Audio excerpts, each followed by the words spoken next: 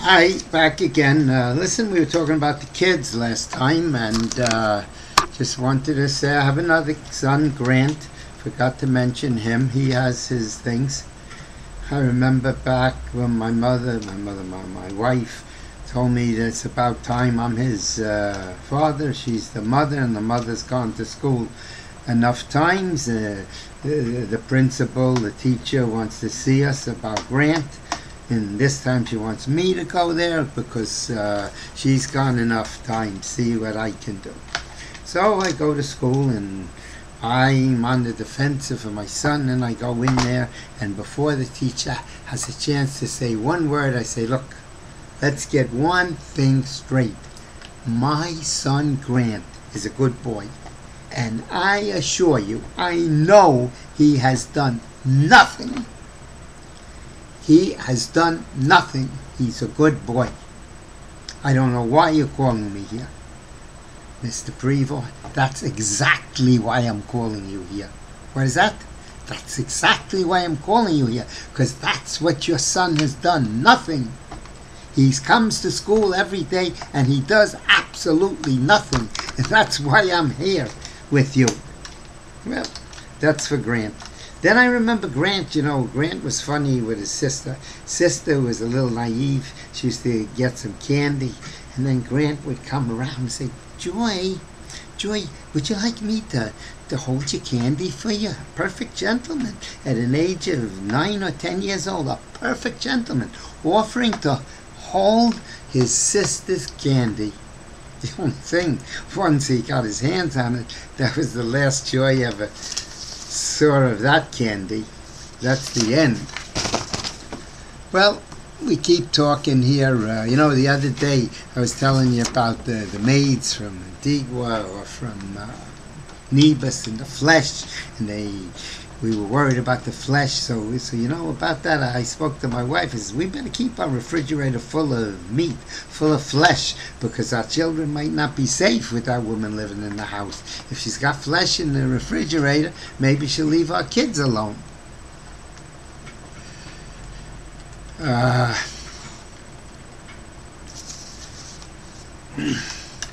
You know something? I'm looking at my picture in the video here, making this video. He's a good-looking man. Maybe that's why I like to make this video. Come to think of it, when I was young, I used to go sit down next to a girl. She'd be at the bench somewhere, and I'd say to her, I'd start talking to her, and I'd say, smile, because it's not every day good-looking men sit down next to you and start to make conversation, and they would get all, tickled and funny and didn't know what to say. Then when I would see a girl would be walking away. I say, wait a minute, miss, wait a minute, wait, 1 minute, miss, you forgot something, miss. Oh, I forgot something. What did I forget? I look at it, I say, what did you forget? You forgot me. You left me here. That was my lines, to pick up girls when I was young, in the days when I was free. Puerto Rico, a guy comes over my house the other day to fix the air conditioning. And in the conversation, I say to the fellow, what's your name, by the way? He says, Jose. Jose, well, there's a million Jose's in Puerto Rico. I says, well, you must know the joke about Jose. And funny enough, the guy's name is Jose, but he doesn't know there's a joke about Jose. So I thought I'd tell him the joke. Maybe some of you heard it, maybe some of you haven't, but it's a good joke. It's a little bit, actually it's a true story. It was a Jose, I remember it. It was a true story. It was someone who lived in the neighborhood. It wasn't my neighborhood, but he was from Puerto Rico. His name was Jose, and he was a very avid baseball fan. And he didn't have much money. He come from a poor family, but he was always watching the ball games on the television, and to him it was very important. Someday he said he was going to get there to see the World Series.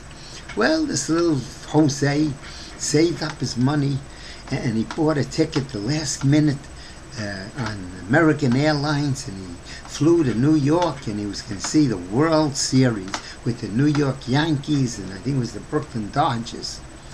And he gets to the stadium there, I believe it was the Yankee Stadium, goes to buy the ticket, and the lady says, tickets? We're sold out. The tickets here are all finished a long time ago.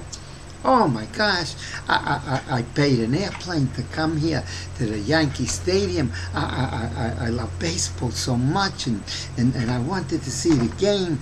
And the lady says, look, let me tell you what you do. See across the street there's one of those telephone poles, and it has like iron on it. You can climb up it.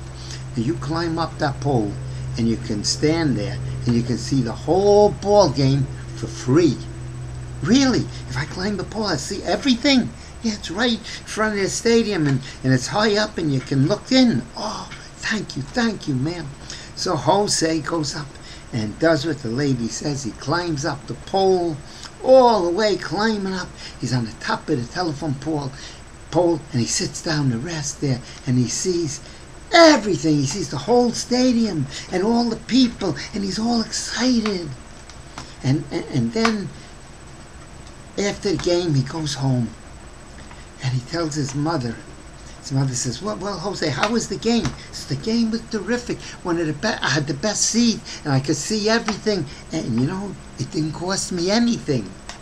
She says, what do you mean? And he tells the mother the story about the nice lady who was selling the tickets and told him, to go up on the pole, and you'll see the game for free. He says, but let me tell you, not only was that lady so nice, all the Americans, the Americans are very nice people, the Americanos. Oh, really? Why? What did they do, the Americanos? Well, you should have seen, Mommy.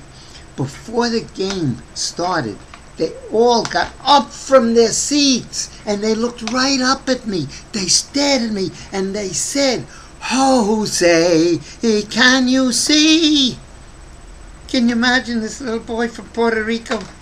I didn't even pay a ticket, and they were worrying that I should see. Those Americans are the best people in the world. Well, I have to go think about my childhood experiences, and I'll get back to you soon with more interesting experiences. Meantime, have a good weekend. It's Friday. Bye.